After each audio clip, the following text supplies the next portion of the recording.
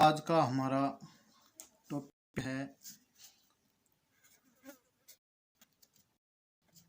संधि। संधि का मूल रूप से अर्थ देखें तो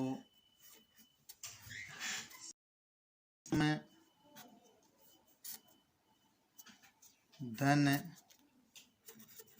धी सम उपसर्ग और धी मूल शब्द लग के बना है संधि। तो कई बार परीक्षा पूछा जाता है कि संधि क्या होगा। संधि का विलोम होता है विग्रह।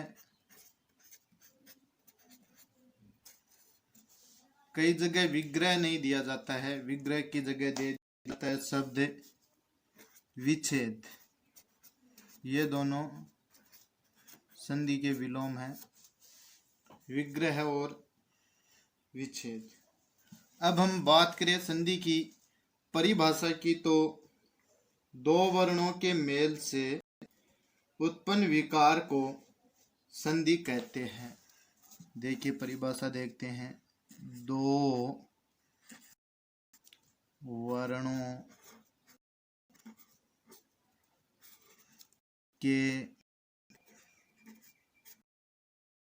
मेल से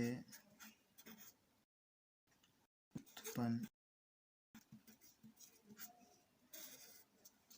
विकार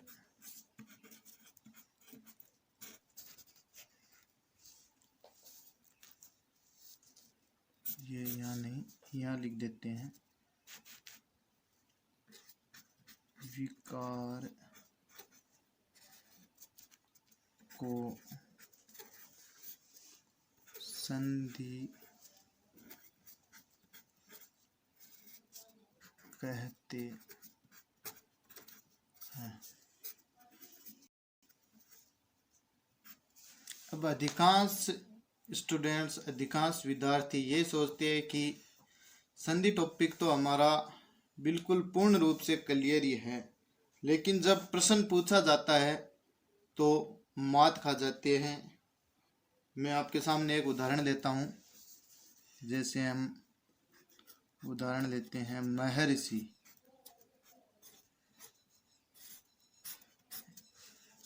ऐसा कोई विद्यार्थी नहीं है जिसने ये पढ़ा नहीं हो, या ऐसा कोई टीचर नहीं है जिसने ये संधि पढ़ाते वक्त ये शब्द पढ़ाया नहीं हो। अधिकांश लोग यही कहेंगे कि हाँ ये तो हमको आता है, और आता भी है। महाधन ऋषि।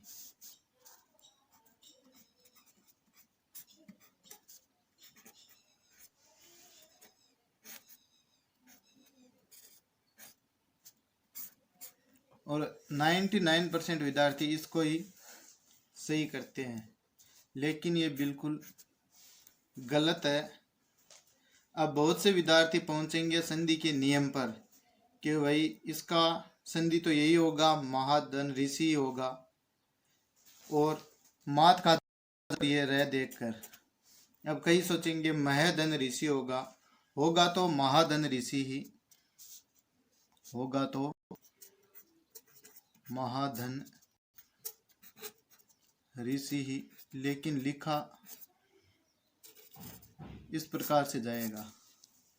तो आइए हम अपने टॉपिक की बात करते हैं। संधि के हम करें तो संधि के तीन भेद होते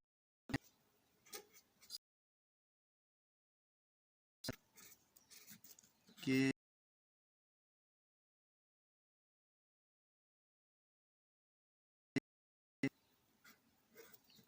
तीन भेद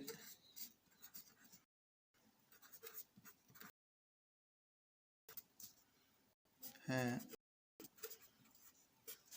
तीन भेद कौन कौन से होते हैं संधि के? पहला हमारा हो गया स्वर संधि,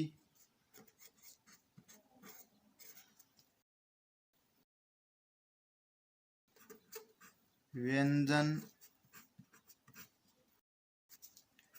संधि और विसर्ग संधि, ये तीन भेद होते हैं संधि के। कई बार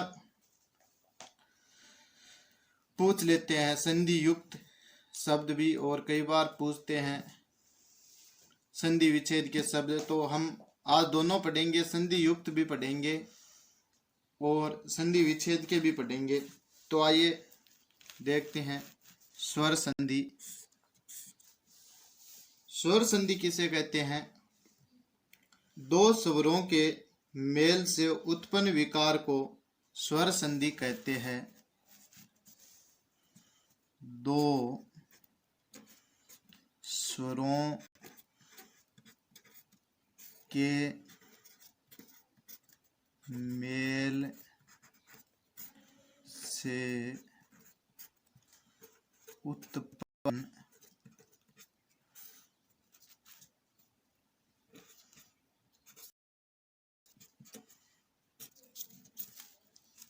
उत्पन्न विकार को स्वर संधि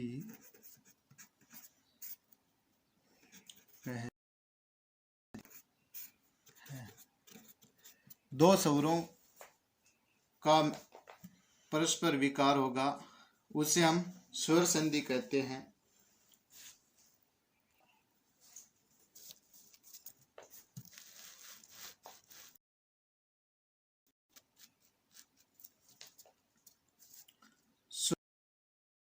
करें तो स्वर संधि के 5 भेद होते हैं। स्वर संधि के 5 भेद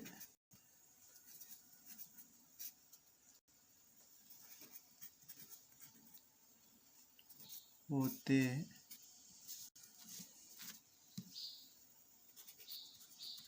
स्वर संधि के 5 भेद होते हैं। 5 भेद कौन कौन से होते हैं स्वर संधि के? पहला है दीर्घ संधि,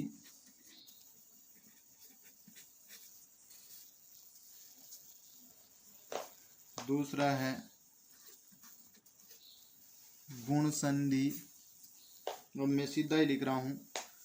तीसरा है वृद्धि संधि। वृद्धि ये सही है, व्याकरण की दृष्टि से वृद्धि सही है। ये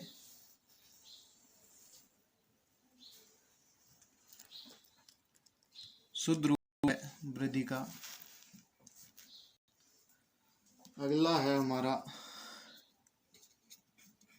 यण, और उसके बाद है अयादि।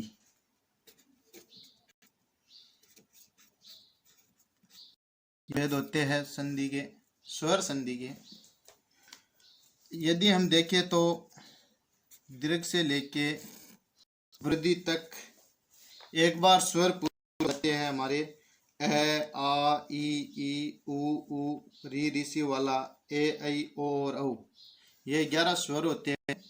ये यहाँ पर संधि तक एक बार पूरे हो जाते हैं। यण और अयादि में एक बार फिर से पूरे हो जाते हैं। तो इस प्रकार हम कह सकते हैं कि संधि में स्वर कितनी बार पूरे होते हैं? 2 बार। 2 बार स्वर पूरे होते हैं स्वर संधि में। अब हम देखें तो यदि आपने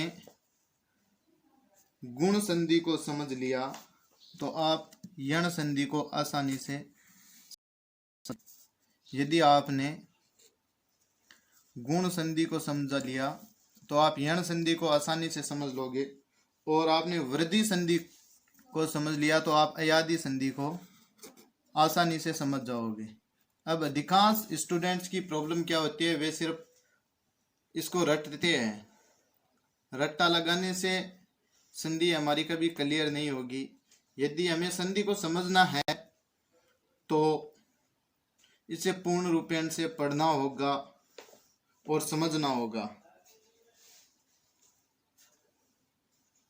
अब हम बात करें दीर्घ स्वर संधि की, तो दो समान स्वरों के मेल को दीर्घ संधि कहते हैं।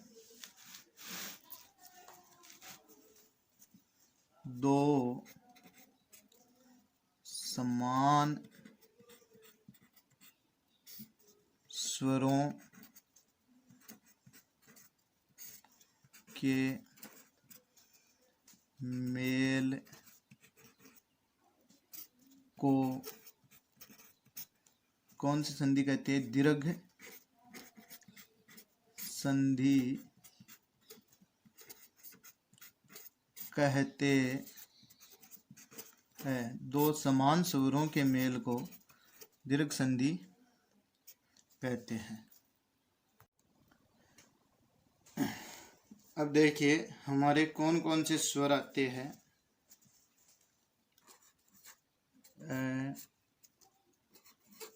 आ, छोटी ई, बड़ी ई, ऊ और ऊ, ये सब आपस में मिलते हैं।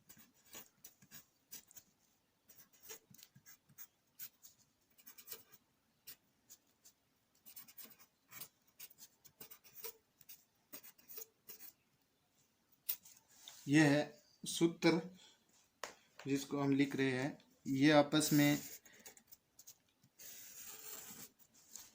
ए, आ, ई, ऊ और ऊ, ये सब मिलके किसका निर्माण करेंगे? आ, ई और ऊ। ये नियम होता है दीर्घ संधि का। वैसे हम समझे तो ए प्लस ए बराबर हमारा होगा आ। यदि हम आ और ए को जोड़ते हैं तो भी होगा आ। यदि हम ए और आ को जोड़ते हैं तो भी हमारा होगा आ, और दोनों आ फिर भी होगा हमारा आ। इसी प्रकार दोनों छोटी ई मिलके बनते हैं बड़े ई। बड़ी ई और छोटी ई दोनों मिलकर बनेंगे बड़ी ई। छोटी ई और बड़ी ई भी मिलकर बनेंगे बड़ी ई, और दोनों बड़ी ई मिलकर के होगी बड़ी। इसी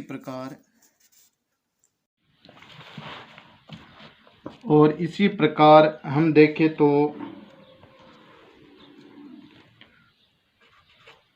छोटा ऊ प्लस छोटा ऊ बराबर बड़ा ऊ, और एक बड़ा ऊ और एक छोटा ऊ मिलकर भी बड़ा ऊ, एक छोटा ऊ और एक बड़ा ऊ मिलकर भी बड़ा ऊ बनाते हैं, और दोनों बड़े फिर भी बड़ा ऊ। ये तो ये हमारे सूत्र की बात। अब हम संधि करते वक्त हमें दो तीन बातों का ध्यान रखना होगा। एक तो जो शब्द का अर्थ है वही टुकड़े का अर्थ होना चाहिए। हाँ, एक शब्द में दो संधियों की पहचान हो सकती है, लेकिन एक शब्द में दो संधियां नहीं हो सकती। अब हम उदाहरण के तौर पे देखें तो हम पहला एक उदाहरण देते हैं। जैसे मैंने लिखा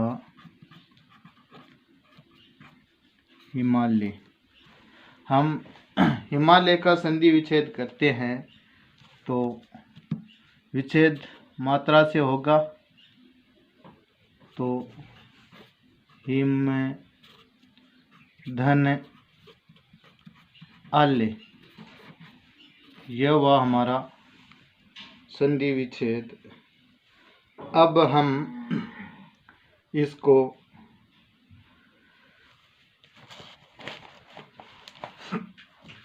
संधि सहित देखें तो मैं आधा हो जाएगा आ ले ये हिमालय। इस प्रकार से हम एक अगला और उदाहरण लेते हैं,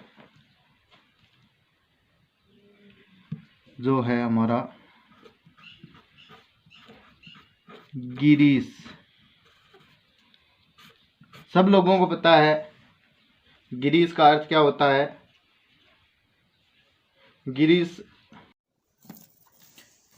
के अनेक पर्यायवाची है। शिव, कृष्ण, हिमालय आदि ये सब गिरीश के पर्यायवाची है। वैसे गिरीश का अर्थ होता है पर्वत, पर्वत भी होता है एक सिर्फ गिरी का अर्थ। तो चलिए देखते हैं हम इसका संधि करके। तो इसकी हम संधि करते हैं तो गिरी धन ईस। अब ईस में ई बड़ा होगा, यह हुआ हमारा गिरीश। अब इसको हम संधि युक्त करके देखें तो गी आधा हो जाएगा और हमारा हो जाएगा गिरीश। ये हुई बात। अब हम एक और उदाहरण देते हैं, जैसे भूरजा। इसकी हम संधि करें तो भू धन ऊर्जा, जमीन की ऊर्जा भूर्जा। और इसी को हम संधि युक्त करके देखें तो भय आधा हो जाएगा और ऊर्जा भूर्जा। इसी प्रकार हम और देखें ए प्लस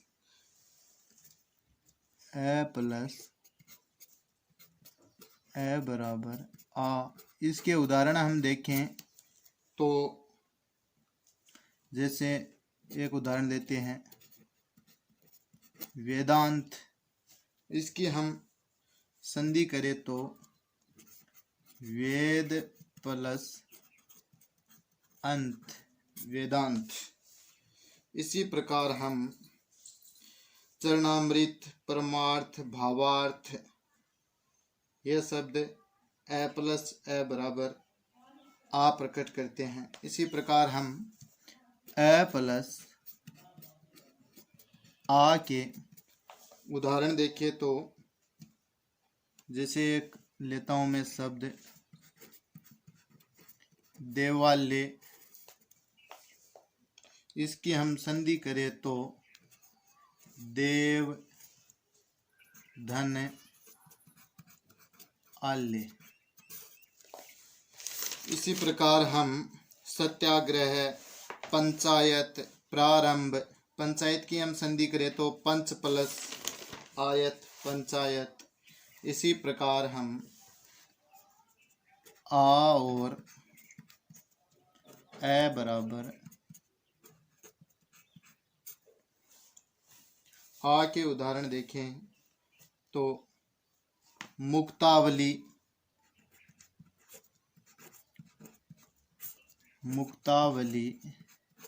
इसकी हम संधि करें तो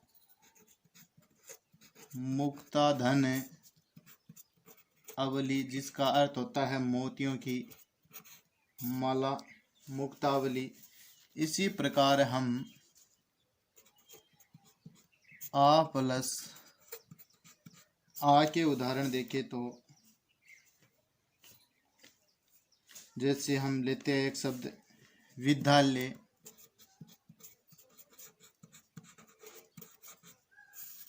इसकी हम संधि करें तो विदा धन आले। इसी प्रकार हम और शब्दों को देखें तो छोटी ई और छोटी ई दोनों मिलकर बनाते हैं बड़ी ई। जैसे एक शब्द लेते हैं हम प्रतीक, इसकी हम संधि करें तो प्रतिधन इक प्रतीक। इसी प्रकार हम एक छोटी ई और बड़ी ई, इसी प्रकार छोटी ई और बड़ी ई बराबर बड़ी ई बनते हैं। इसके हम उदाहरण देखें तो जैसे हरीश, तो इसकी हम संधि करें तो हरी धन ईस। इसी प्रकार हम बड़ी ई और छोटी ई देखें तो जैसे मैं एक उदाहरण देता हूँ फणींद्र,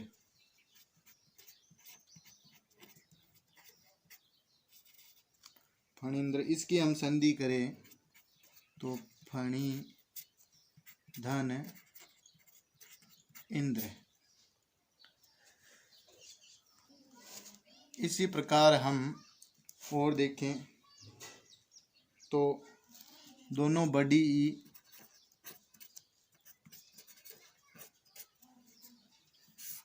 का उदाहरण देखें तो हम जैसे एक उदाहरण देता हूँ मैं नदीश्वर, तो इसका संधि विच्छेद करें तो नदी धन ईश्वर। इसी प्रकार हम छोटा ऊ, दोनों छोटे ऊ बराबर बड़ा ऊ का उदाहरण देखें। जैसे मैं एक उदाहरण देता हूँ भानुदे, इसका हम संधि विच्छेद करें तो भानु धन उदय। इसी प्रकार हम छोटा ऊ प्लस बड़ा ऊ, इसका उदाहरण देखें। जैसे मैं एक लिखता हूँ लघुर्मी,